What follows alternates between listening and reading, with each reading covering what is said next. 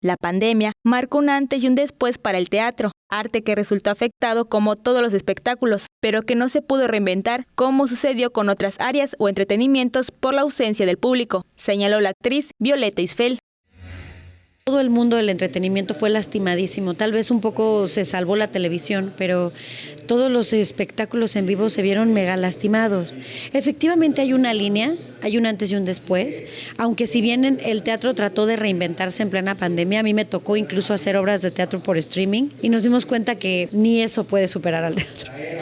El teatro no creo que tenga que reinventarse, más bien, más que reinventarse, creo que no debe perderse, porque no hay otra experiencia como el teatro, no hay nada vivo o esa catarsis que vives inmediata como te la da el teatro. Si el teatro pudo trascender una pandemia, puede trascender lo que sea.